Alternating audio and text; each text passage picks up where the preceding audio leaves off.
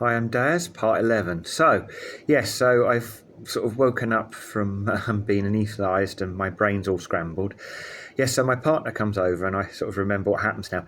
I think I'm in a ward, but for some reason I think I'm in a canteen, which was really strange. And I'm told I wasn't.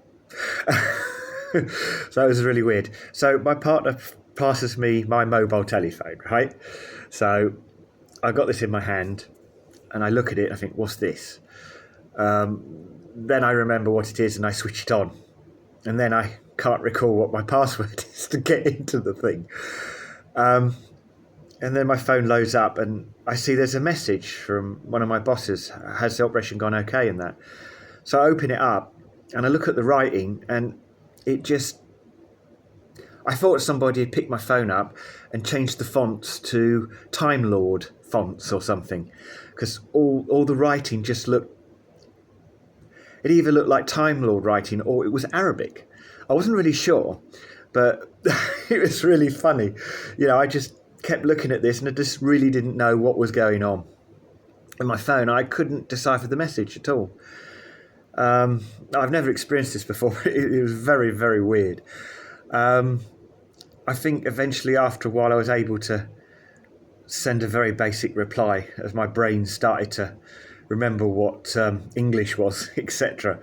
So that was quite funny. But the other problem I was having is I couldn't have a conversation. I would just stutter continuously.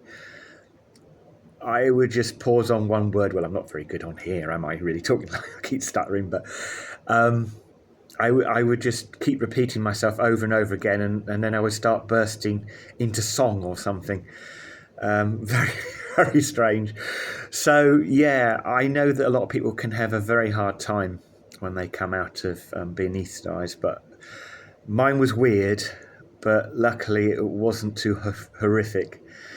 The other problem I had is when I first come on, I wasn't sure if I was in the afterlife or I was still alive. This is another thing. We can laugh about this now, but at the time it can seem very, very distressful. You know, not knowing what's actually happening and being unsure. But the next day I was a lot better and I was able to pick my phone up and ring my mother and tell her that I'd had the operation and that. So it was better the next day. So, but a very weird experience anyway. Anyway, thanks for watching. I'll see you in the next video, and subscribe and like if you want to. Take care.